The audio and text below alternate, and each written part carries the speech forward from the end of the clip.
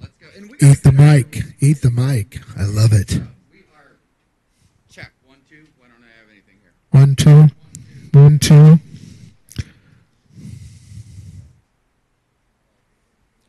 Have I told you lately that I love you? That sounds like it's like playing in like an old abandoned like Yeah. Did somebody change the channel on this mic? Check 1 2. Here, give me the.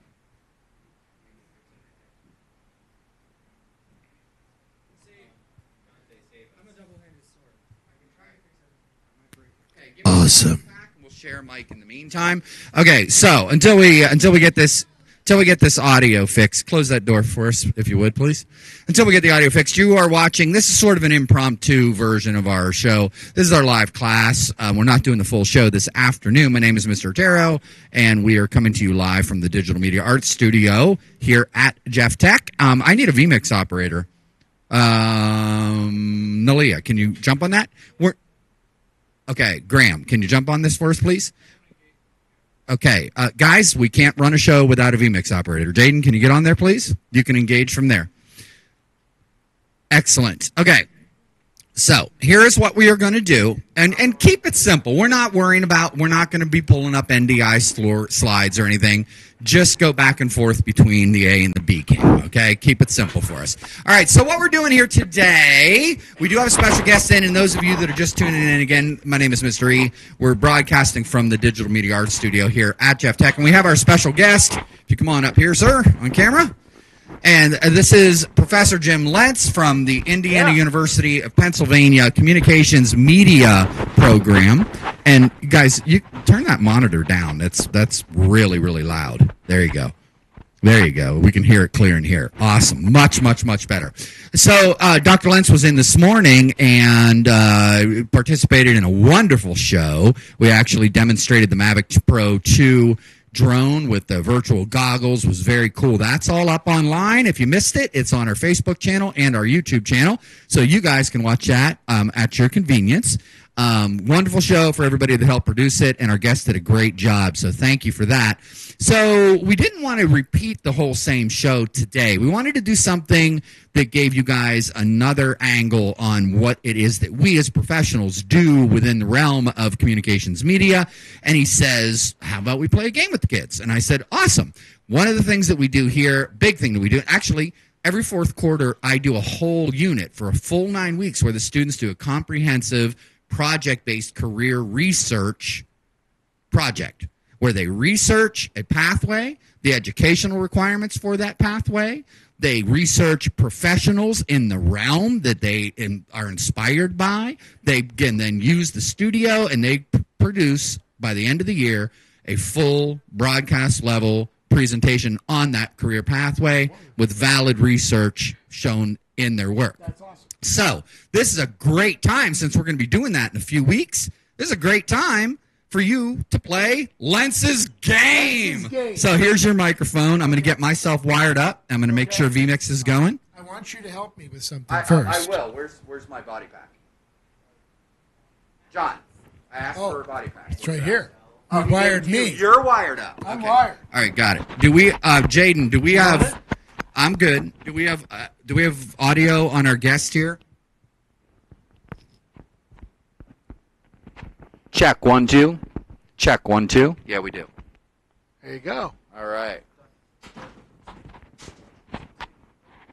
Okay. Well, I think we're probably going to stand, buddy. I think I'm good. Yeah. Let me get you wired up here. Okay.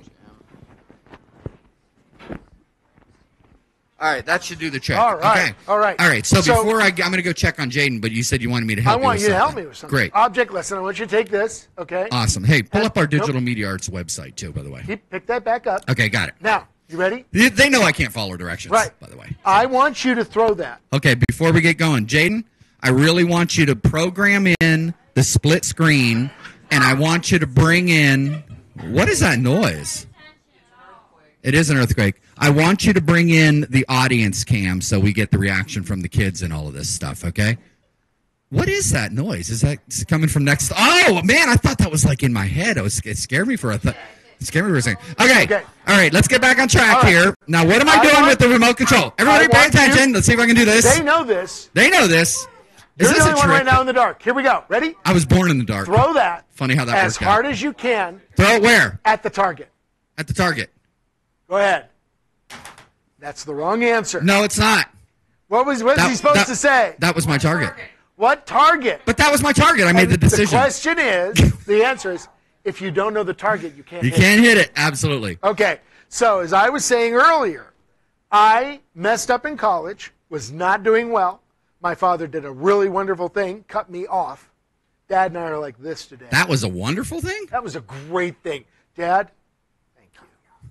Tough love. Oh. Absolutely, Jackson. Because Good now answer. I was paying for my credits. I was making sure I got all I'm going to A's. step in the booth for a second. You got it? I wanted to get all A's.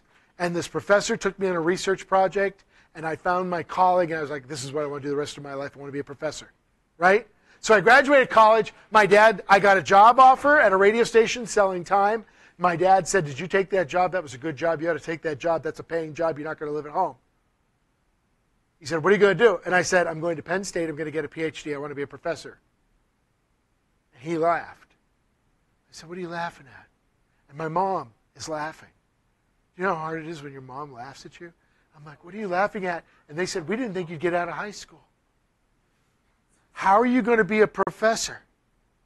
I've been a professor since 1989. I've been teaching college since 1989. I'm going to be 30 years come in the fall. And I love my job. I love what I do, and I want that for you. I want that for everybody I meet. That's a big part of my job, is to help you get to the target. So we do that by playing Lenze's game. Everybody wins Lenze's game, but I do need a volunteer, somebody who says, I don't know what I want to do for a living, but I'd like to figure it out. Okay? And I would love to choose you, but I need to have audio pickup, and you have no audio pickup. I have a microphone that I will pass around. Can we get an audio pickup on Absolutely. this nice person? Absolutely. This is Jackson. Jackson, meet Dr. Lenze. Okay. Dr. Lenze, Jackson. Oh, Jackson has laryngitis, however. So I don't think I Jackson can translate works. for Jackson if you want me to. Okay. You want to Okay. try that? Okay, All right, we'll go try ahead. Lenze's game with Jackson. All right. All right. First of all, This could be really Jackson, fun, by you the need way. to know some things about me. First of all, I am rich. I am really rich. Bill Gates borrows money from me. I am rich. Filthy Okay? rich. Can I borrow some? I need some. Wait a minute. Let's How get do you think I got Jackson's to be so response. rich? Jackson, what do you have to say about this? Jackson wants to know how much money you have for Mr. Otero. None. What? All right. No, wait a minute. That's what I Come on. heard. Let's get back to Lenze's game. Okay, go ahead. I'm also very, very powerful. Ooh. I can make any job happen. So here's the deal, Jackson. I'm going to hire you, and your starting salary is $100,000 a year. Okay? Full benefits. I'm concerned that my employees are mobile and communicative. So I'm buying you a car. I'm buying you a cell phone. I'm buying you a... Yeah, I'm buying you a house. And not only am I buying you a house and paying all the bills, I'm going to build that house wherever you want it. So if you want to live in Ireland, you're living in Ireland. If you want to live in South Africa, you're in South Africa. If you want to live in Des Moines, Iowa, you're living in Des Moines, Iowa. You can live anywhere you want. And you can have any job Jackson you wants to know, want. can Jackson live in Canada? Jackson can live in Canada. You can live in Canada. Okay? Now, you can have any job you want. You can do anything you want. If you want to direct the next Marvel movie, I can make that happen. If you want to be a voice actor for the gotta Muppets, I can make that happen. No matter what job you want, I can make it happen. Now, you might say, I want to be a professional beach layer. I'm going to lay on the beach. I'm going to watch the waves come in. Can I do that in Lenze's game? The answer is yes. You actually can do that in Lenze's game. And I'll pay you 40 hours a week, $100,000 a year. I will give you that job. There are no strings attached except usually laying on the beach after a while gets a little boring. There usually comes a point where the person wants to do something that they find useful, that they find contributes. So Jackson, you have no financial worries. You have no concerns about where you live. What would you do with your time for 40 hours a week knowing that I'm going to pay for it and you're going to work for me doing whatever you want? What would you do? What kind of things do you want to make? No, what kind of things do you want to make? Perfect answer. You're about to get fired, Jackson. Okay? You have to tell me what kind of things you want to make. You want to make chairs? Do you want to make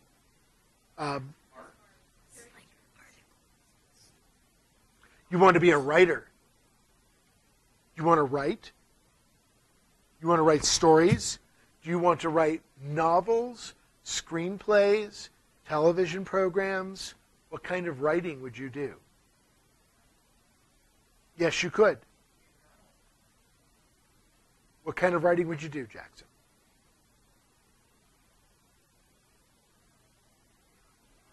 I'm sorry. You'd like to be a novelist. Okay? Now, to be a novelist, that's a great job. To be a novelist, you need to know some things. First of all, you need to know grammar. You have got to be good at English grammar. So if that's an area in your life where you need to work and strengthen that, then that's something you need to focus on. A good major for you when you get to college might be English.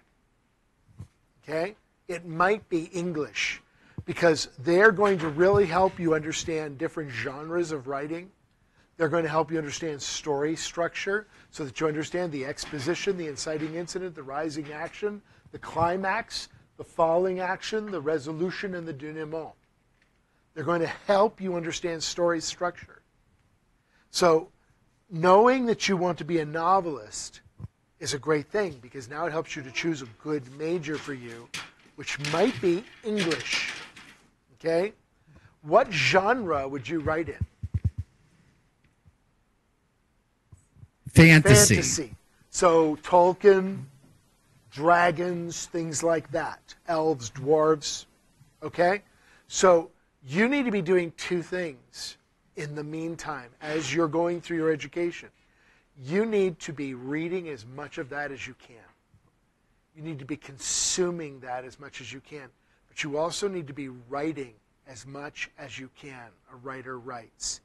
So those are the two things I would say to you. When you go to college, look at English departments. And you want to be looking at learning grammar, learning story structure, and immersing yourself in the culture. Now, what am I going to do for a job? Because nobody's going to hire me as I graduate from college as a novelist. What am I going to do for a career when I want to be a novelist? And the answer is I'm going to work for a novelist. Okay? So John Grisham, great novelist, right? All these really great, he's no longer with us, but Michael Crichton. All of these great writers, we picture them, Stephen King, we picture them alone in a room with a typewriter or a computer writing away. That is not really the way it works.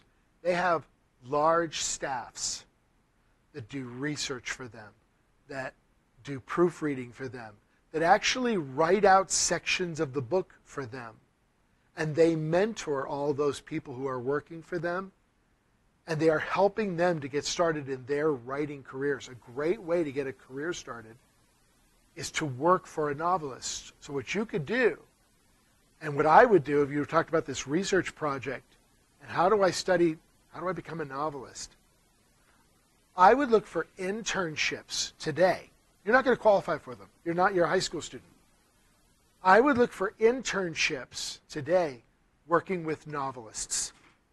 And I would look at what are their requirements. What are they looking for in their interns?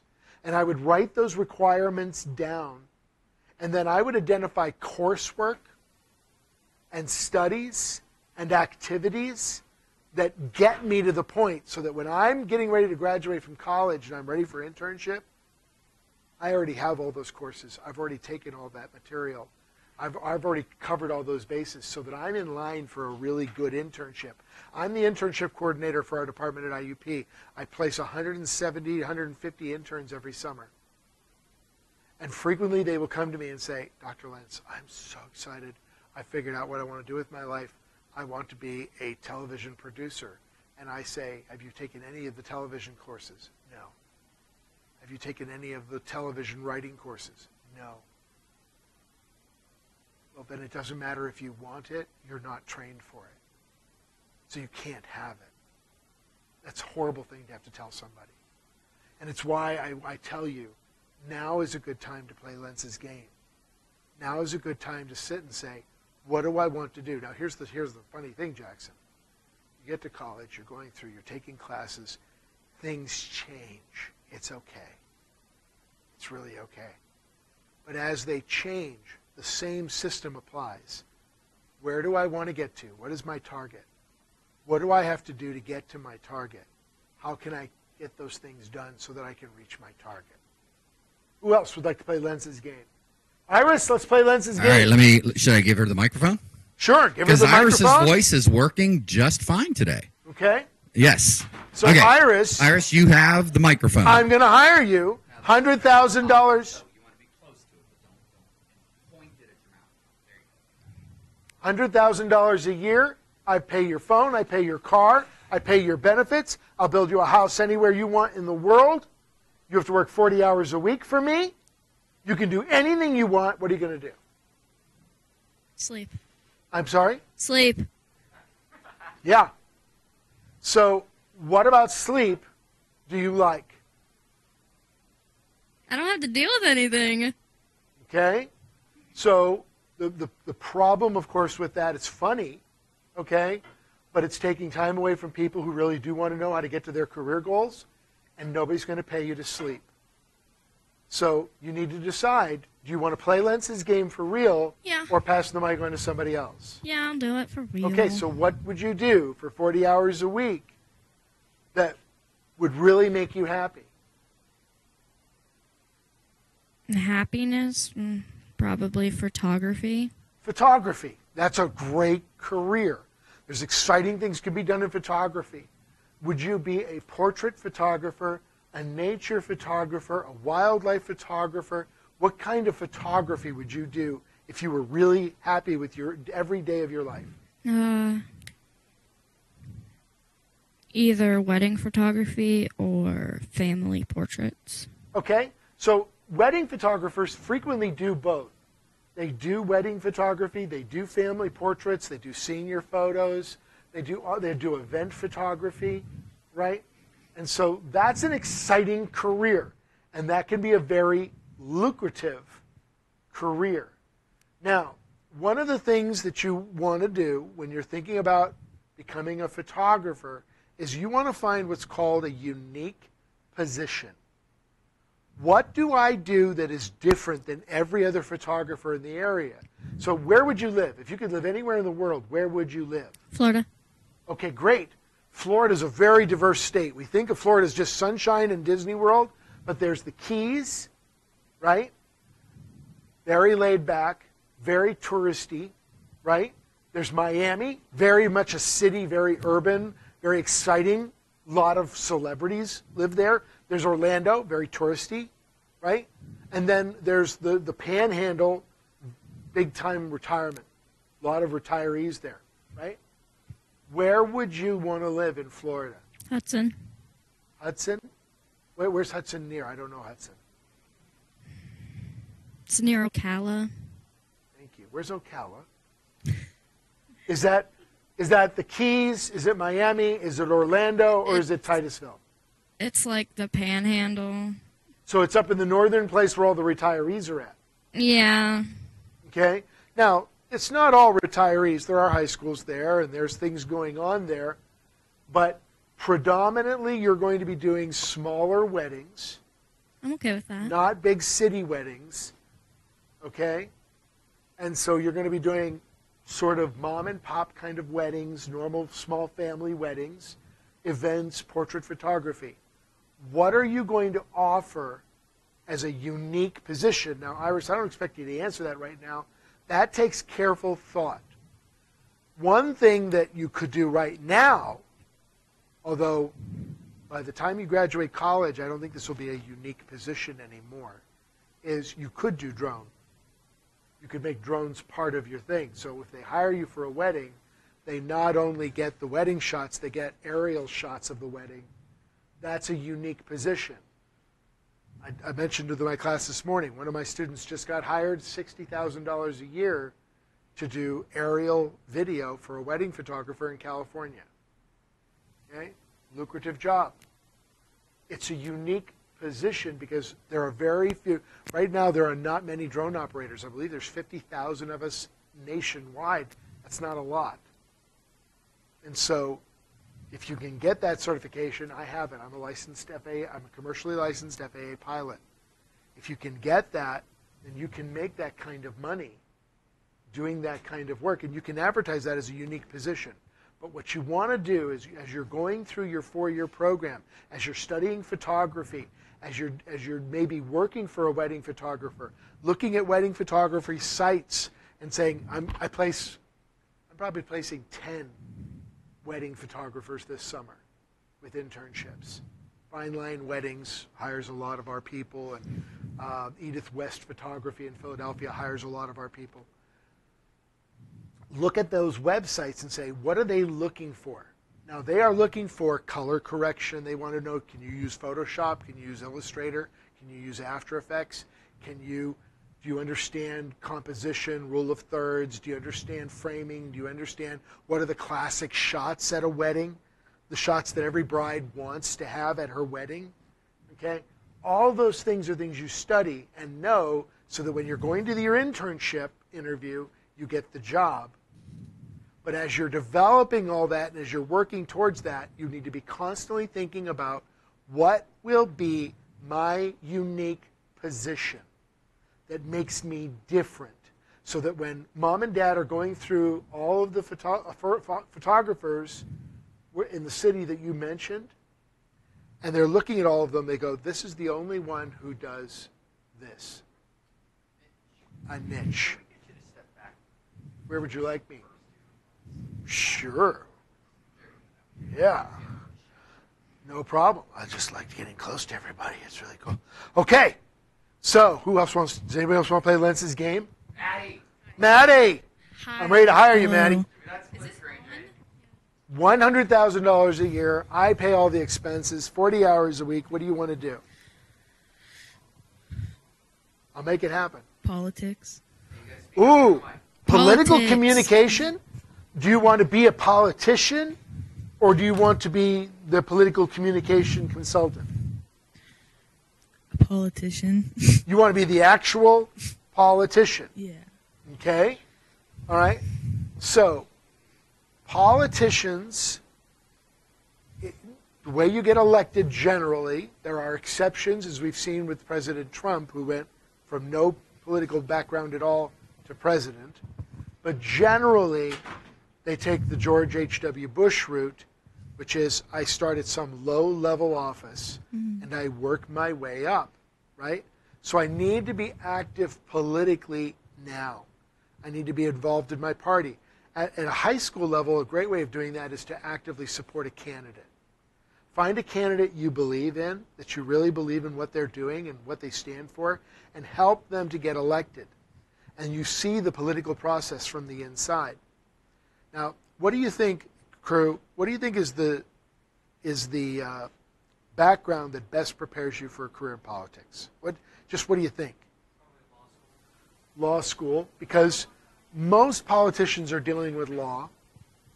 So law, political science, because there are some real fine elements to our political system. Good public speakers, Yes. So how many of you know what Ronald Reagan, he was president of the United States, know what he did as a career?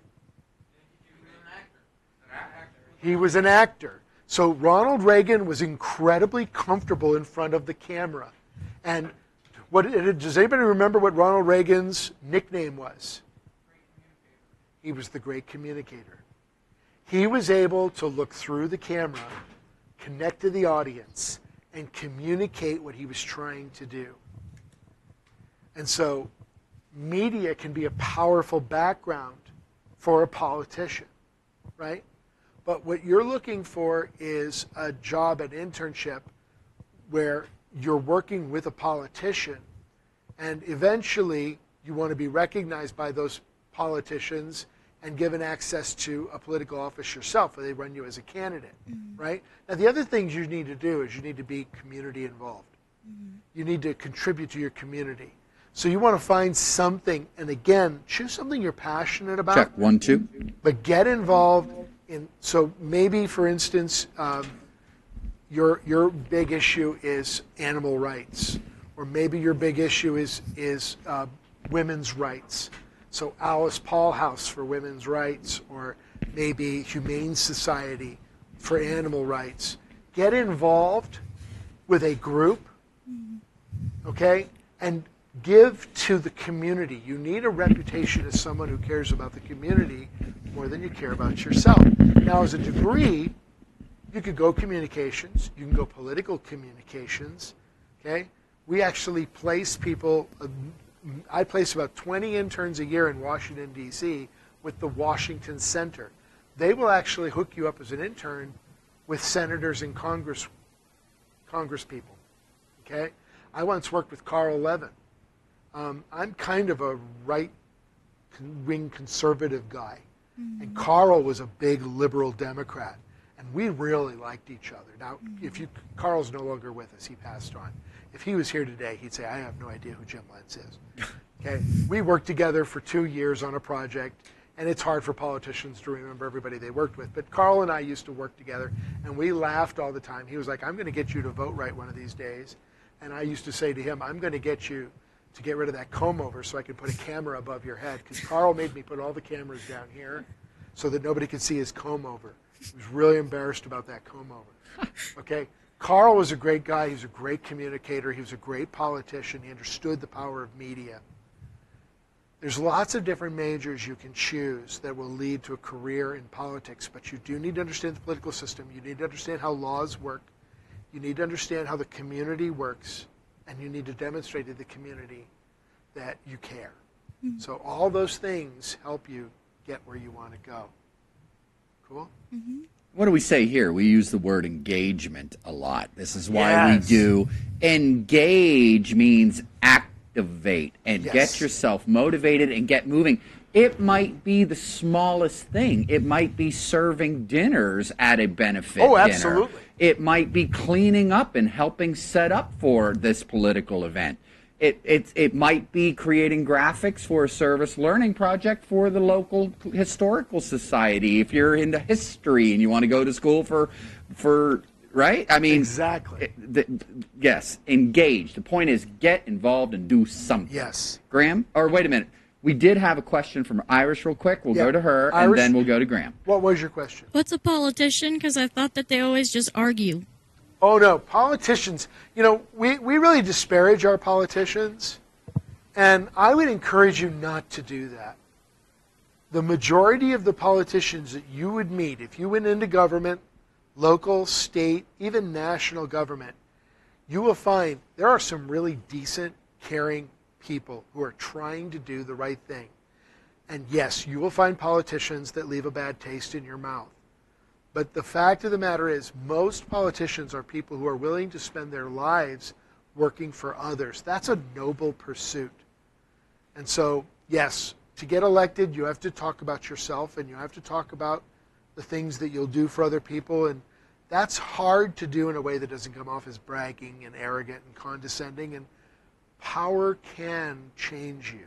It can really make you think you're better than people and that they owe you a living. So you want to fight that. I hope you fight that your whole life in your career in politics, right? But politicians are noble people. They deserve our respect and our admiration. They really do. Go ahead. Graham. I'd like to play Lenze's game. Okay, let's play it. So I'll hire you 40 hours a week, $100,000 a year. Live anywhere in the world you want. Do anything you want. What do you want to do? Draw. What? That's great. Drawing is awesome. What do you want to draw? Cartoons. Do you want to animate the cartoons or do you want to draw still images? I'm good being either. All right, that's fine. Okay, for the most part, you are going to have to choose.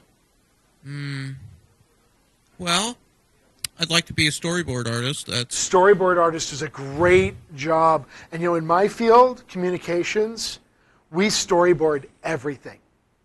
Do we do a lot of storyboarding here? Everything we do, we storyboard websites, we storyboard TV shows, podcasts, everything. Oh my goodness! I have students In different formats, too. Yes. Right. So many of my students don't have a program like this. They're not blessed with a program like this. You are blessed to have this program. And not only are you blessed to have this program, you were smart enough to get involved in it and do the program. Because you have friends who are like, I wanted this same career, but they're not willing to come here and do the work. So I have to convince a whole bunch of students that storyboarding is important. One of the freshman classes that I teach, I have every student gets into a group and they make an Aesop fable. They make a short film, 5 minutes long, Aesop fable. They hate Aesop fables. And they all come to me and they say, I don't want to film Aesop fables. I don't want to do children's films. And I always tell them, I don't give a flying flip what you want to do. Whoa, that was close. Okay? Because I'm the person with the money, and you do what I tell you to do. Because Thank you. I have so many students who graduate, go into film production, come back and say to me, the number one thing you told me is what I wanted didn't matter. Because when I'm on the set, I'm like, true. I'll look at the director and say, why are we not doing this? And they're like, the client doesn't want that. Period. That's it. Right? Who's paying the bills, kids? I had a client, they hired me to do a website and advertising campaign. It was called Classic Ride. They don't exist anymore. They had antique cars that you could rent for the evening. So if you wanted to drive a 1945 Studebaker to the prom, they had one. They had whatever you wanted. They had 53 Corvettes. They had just all these really cool cars. Classic Ride. And so I designed this really classic website. I used an Art Deco layout. I really liked it. A lot of brass. It was really cool. A lot of chrome. And I really liked it. And they looked at it and they said, this is horrible. We hate it. We want purple and pink neon. And I said, you have no cars from the 70s or 80s. None. Purple and pink neon comes from the 70s and 80s motif. And they said, we don't care, that's what we want. So I redesigned the logo, the website, all of their marketing materials around purple and pink neon. It was gaudy and horrible and terrible. They closed in 3 months and I got paid. Now, may I ask you, did you put that on your portfolio? No. There you go. Horrible work. And why? Because it sucked. And it wouldn't represent your best work, exactly. Right, okay. There you go. So storyboard artist, normally I would say you need to be in communications media, but actually not. Storyboard artist, I'd want to see you major in art, and I would want to see you minor in communications media. Okay? yes. Now, but just another give me a career. second, and I'll let you talk, okay? Because I'm the person with the money I'm hiring. Oh yeah. So you want to be a storyboard I like artist. this guy. A storyboard artist is a person who knows how to conceive a storyboard artistically, because you have to represent everything that's going to be seen on screen. You need to be able to take the director's vision, the writer's vision, and communicate it visually within a frame so that that frame can then be replicated by the crew. But in addition to that, you need to understand how storyboards are used by the cinematographer, by the audio engineer. How would an audio engineer use a storyboard? What is an audio engineer? Think of your shotgun mics on a set. Oh, he said an audio engineer. How is an audio engineer going to use the storyboard? Because they study the storyboards carefully. Mic placement. Mic placement. Absolutely. Iris, good also, job. right, and also chord placement.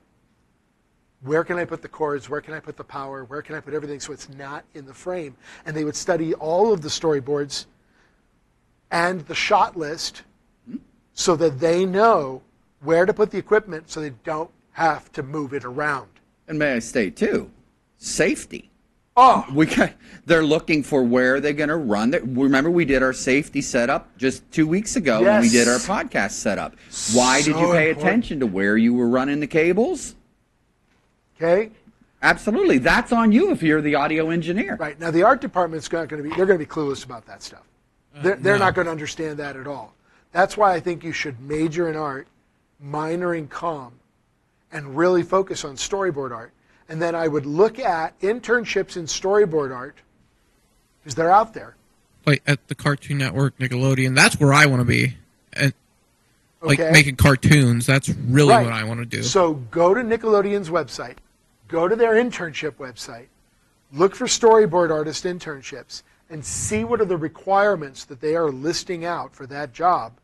And then pick a university. I mean, I think you should all go to IUP, but pick a university that's going to offer you that coursework so that you get the proper coursework so that when you graduate, you're ready for that internship and you're ready to go to Nickelodeon, have that great internship, get hired, and get moving on in that really awesome career that you wanted. See, so many people think, go to college freshman year. I hear this all the time. I hear guidance counselors. I love guidance counselors. I hate when they say this. Guidance counselors will say to you, just go to college, you'll figure it out. Go to college, you'll figure it out. Everybody should go to college. Not everybody should go to college. Hey, if they're paying the bill for you, that's fine. Really? Okay? Right? Go to college only if you know what you want to do and you have a good path to get there. It is okay to change your mind. But don't go in without a plan. Honestly, I would rather... My daughter just came to me. I'm a college professor. I have 3 degrees. She came to me and she said, she has free college. Okay? I can give her free college, no debt. She came to me and said, I don't know what I want to do. I want to take a gap year. And I said, good, take it. She said, good, I'm going to sit around and do nothing. I said, no, you're not. You're going to make pizzas. You're going to work at Sheets. You're going to do something. You're going to make money, because if you do, I'll kick you out. If you just sit around and do nothing. Nobody wants anybody who sits around and does nothing. But I said, if you want to take a gap year and think about what you want to do, and there is nothing like mopping a Sheets floor to help you figure out what you want to do with your life. That is a tremendous way of focusing. Because absolutely, while you're sitting there, right, at 3 a.m., and some kid walks in and throws up on the floor, and your job is to clean it up, and you're like, I am really thinking hard about a career right now where I don't do this. Okay? So that's really good. If I could go back to our last show, you guys remember when Miss Hallenbrook was in here, and we were going over my early career. When I was 19 years old, I started a publishing company. And for over a year, I worked 2 part-time retail jobs while I was doing the publishing. Then, when it got to be where I needed the daytime hours to go serve my clients, I took a job stocking shelves and cleaning up at a grocery store from midnight shift until 6 a.m. 4 or 5 days a week. Right. So I could leave the days free to go out. And it is. There's nothing better than that type of experience to get you focused on what you really want to do. And let's key in on something else. How old? I was 19. Publishing company. Yep. Lasted 3 years. I screwed it up and it failed. So but freaking you know what? Right? Exactly. Did you learn a lot? Oh, my God. I learned absolutely. You got a lot from it? Yep. Okay. So here's the other thing. I have seniors who do brilliant work. They are talented, marvelous. They are absolutely great at their craft. And they come to me and go, I'm not ready to leave. Nobody will hire me. My stuff's not good enough. I can't put my stuff out there. If anybody sees it, I'll be embarrassed. And metaphorically, you know, at IUP we have this thing called the Oak Grove. And I want them to build me a nest. I want them to build the Oak Grove. We have a beautiful grove of oak trees outside of our library.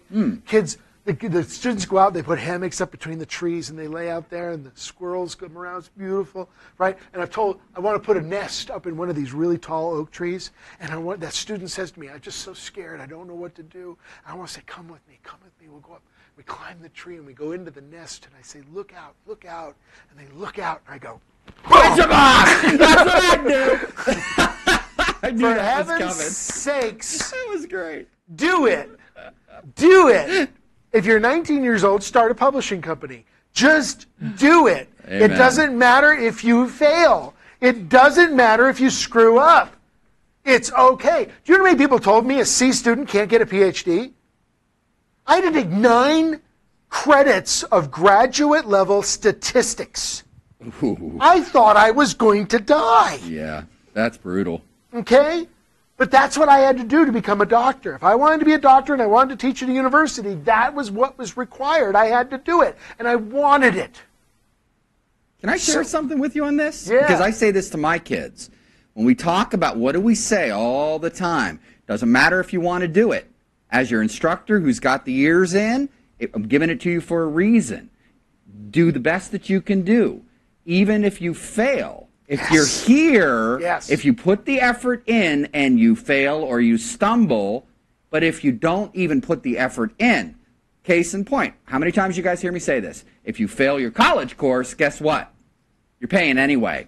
And I've got a 3.8 GPA in my degree. I've got 1 math class away, and the statistics brought this up. 1 math class away, okay, from getting my 4-year degree.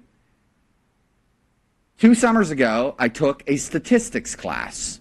I'm thinking, no problem, right? This is going to be a pretty smart dude. I can handle this. But I'm a math phobe, okay? Mm-hmm. Yeah. Well, I ended up taking this class, dove off the deep end, thought I could handle it, didn't get the tutoring that I probably should have. Yeah. Halfway through, I had like a 47.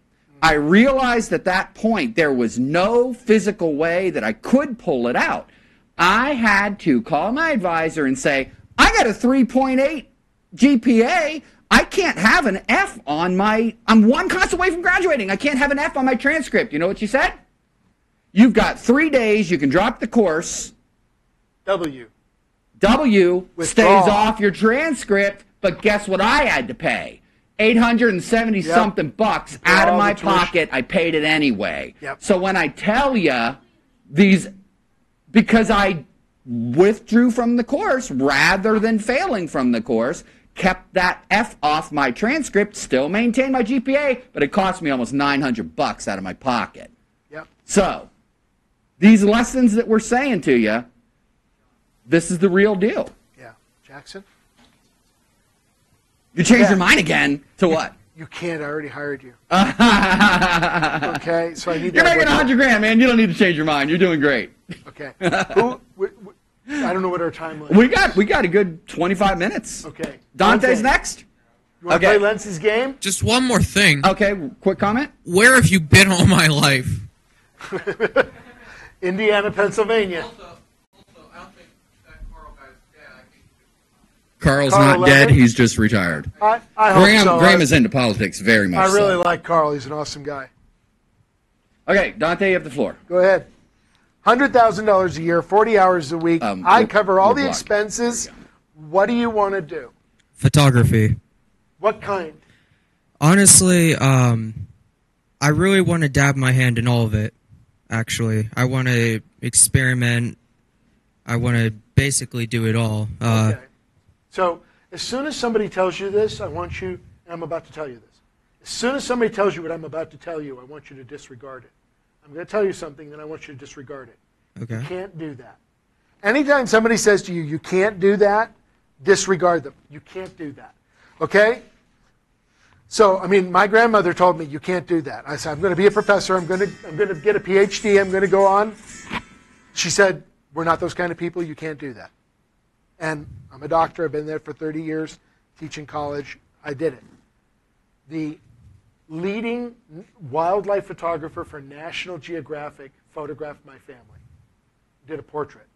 Okay? My son had cancer, and as a nice thing, Children's Hospital of Pittsburgh arranged for us to be photographed as a family by a world-leading photographer. The head photographer of wildlife for National Geographic took the photo. That photo sucks. I have it in my home. It's on my wall. It's a photograph taken by an amazing world-class photographer. And he said to me while he was taking the photograph, this would really help if you would all run and try to kill something.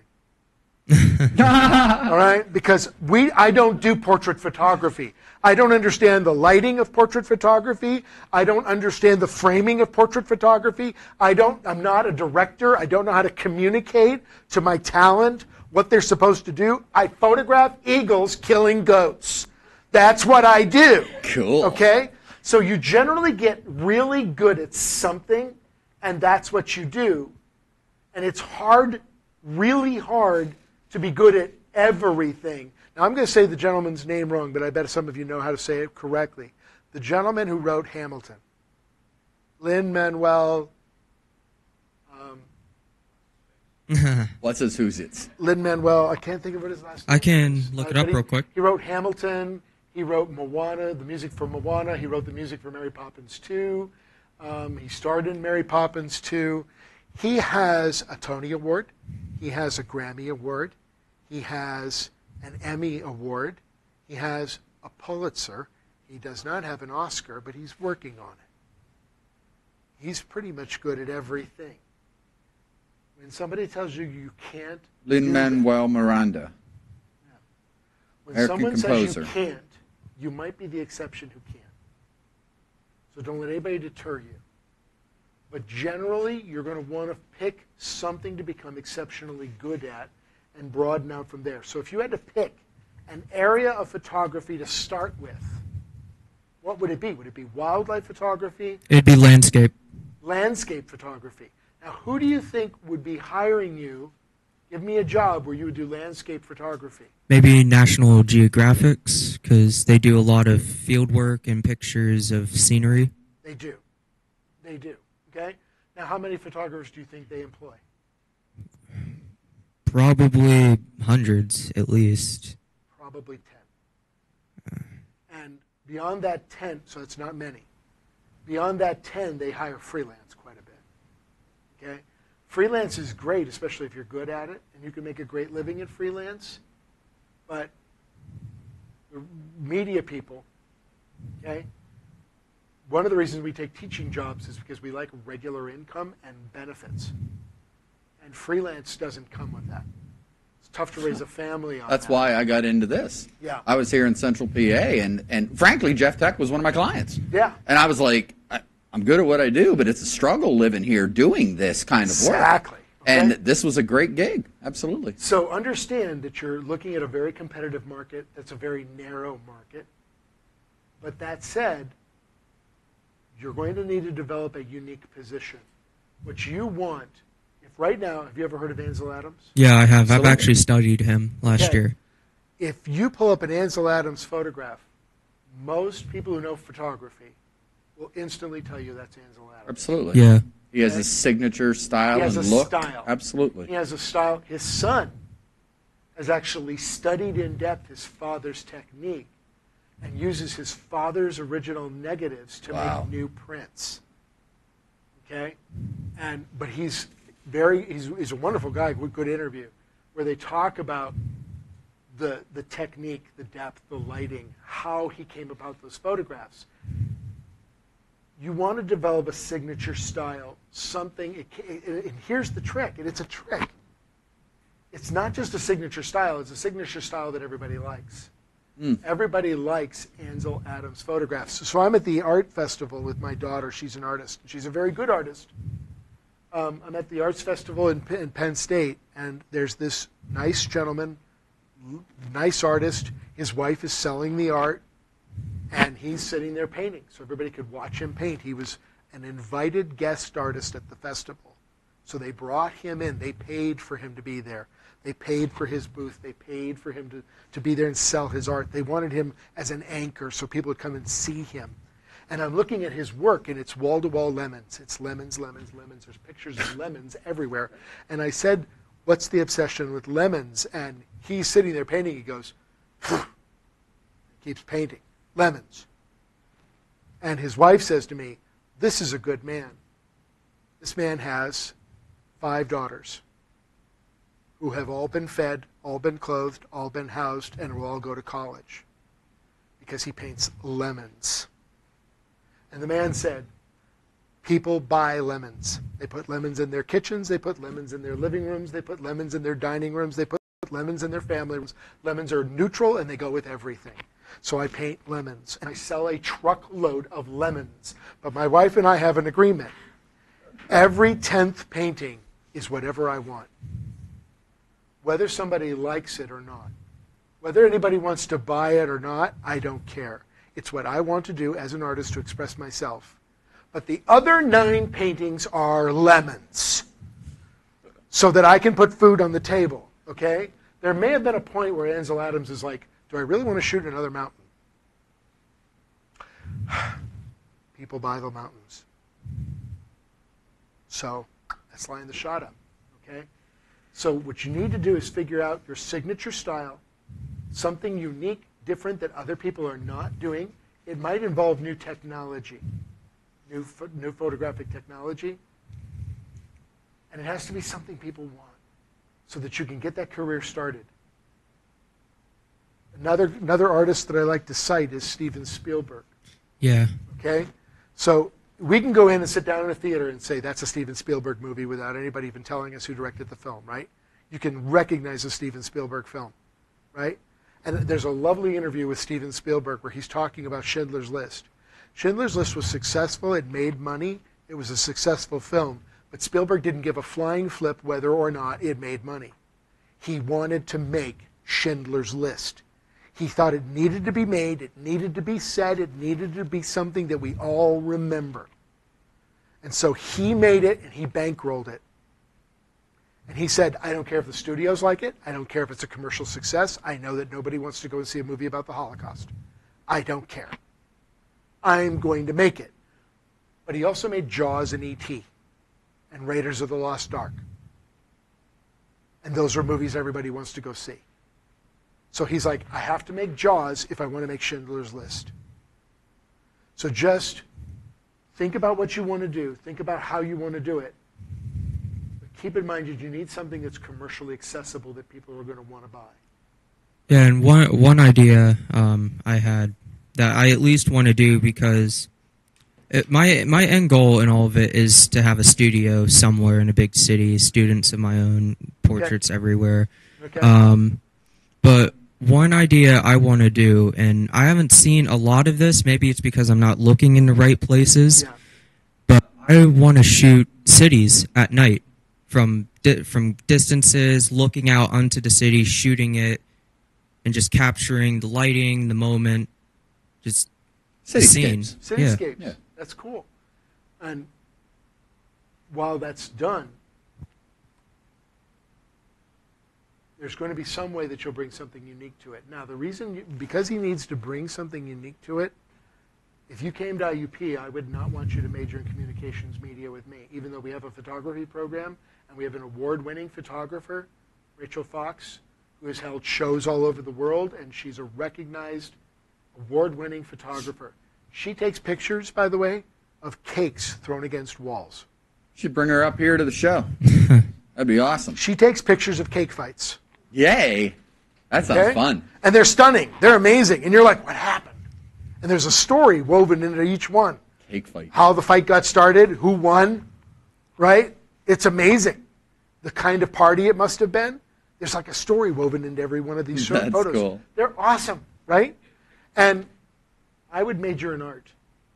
Yeah, no, that's another thing I want to do as a side too. And minor in comm. Because we have my family is really big into arts. My mother is a painter. My father was a drawer. Okay, then. Yeah, it's your natural bent. So I'm told I'm out of time, though. Yeah, we got to wrap this up, kids. So no more lenses. Do we have any more? We have a few minutes left for some questions. Do we have any questions for Professor Lenze? Jackson?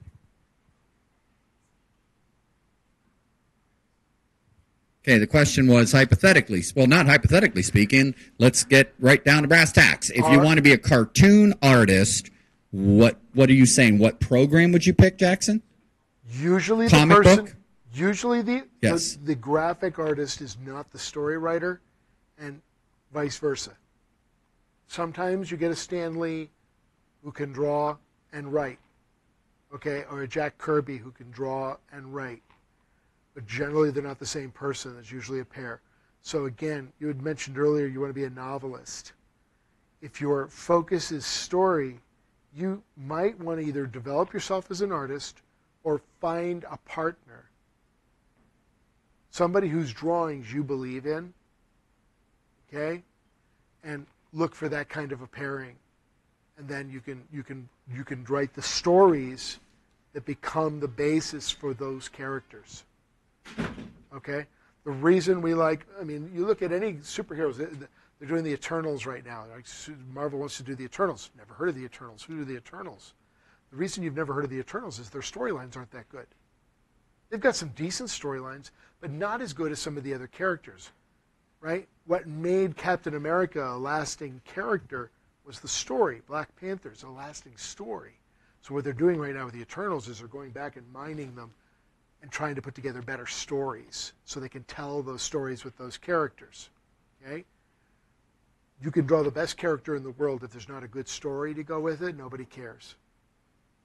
Gotta have a story. All right. Any other commentary or questions? Nalia. What advice can you give somebody who's self-employed in digital art or graphic design? Currently individually employed? Yeah. Okay. So, and I mean, the question is whether or not they're successful and happy, or whether or not they want that career to change and grow into something. Okay? It's possible to do that and be very happy, be very, very satisfied with your career and your life. Nearby here, there's actually, believe it or not, there's a stained glass artist who lives in Indiana County who's world famous. Nobody knows they live here. They have a little farm. They're happy. They make art. Everybody buys it. Nobody knows where they're from. They're right here. Okay? So they're independent. It depends on whether you're happy or not. The question is always change. Are you seeking change? If that person is seeking change, then it's possible a degree, and it's possible that they need a corporate job to get the experience, to get the exposure, and leave that individual lifestyle. If it's, no, I want to stay independent, I'm happy independent, I'm happy living by myself, then I would look for distribution of markets beyond where I live. How can I find distribution beyond where I live? And the number one piece of advice I'd give them is blog. Have a blog. Write a blog. Let people know you're there. Let people find you. And I don't know if I have a minute to do this. Yeah, real quick. Kent Rollins is a cowboy cook and made no money. And he married one of us, a communications person. And she said, you need a blog and a YouTube channel. And he said, I can't give away all my recipes. I can't give away all my techniques. I'll go broke. I can't fill up my classes as it is. She said, trust me. They have a blog. They have a YouTube channel. There's a 4-year waiting list to get into his classes. He gets $30,000 to judge cooking competitions. He gets $6,000 to go on TV and to talk about cooking and cowboy cooking. He has a YouTube channel with 500,000 subscribers, which is monetized. He's making money like crazy. Blog, YouTube, get online. There you go. All right, kids. Thank you so much for your attention, your wonderful questions, your engagement. Yeah. This has been fun. I want you to put your hands together and thank our illustrious guest for coming in. You are Professor welcome. Jim Lenze. I enjoyed it. Thank you, man. Thank you so much. This was an awesome, awesome show. You've been watching The Digital Edge, coming at you, again, from the IT Academy studios of the Digital Media Arts program at, where are we? Jeff Tech. Visit us online at jefftech.info and our website at dmastudioonline.com. For everybody in our program, for everybody in our wonderful school, my name is Mr. Otero, Digital Media Arts Instructor. Again, Jim Lenze, thank you so much. Thank awesome. You. Guys, give yourselves a hand. Much. Everybody that helped run our show today, thank you so much. We'll see. Absolutely. We will see you around. I want to remind everybody, Jim was here earlier today in our AM session, doing a full session talking about his program, the IUP Film Fest, and we demonstrated this new Mavic Pro 2 drone technology with wraparound goggles. It was very, very cool. That show is currently up on our Facebook page and on our YouTube channel. I'm Otero. It's Friday. We're going home. Peace. See you next week. Okay, I'm going to get a picture. No. Well, I want to get a real quick picture of everybody up on the Sure. stage. I'm going to get somebody to take it so you can get in it.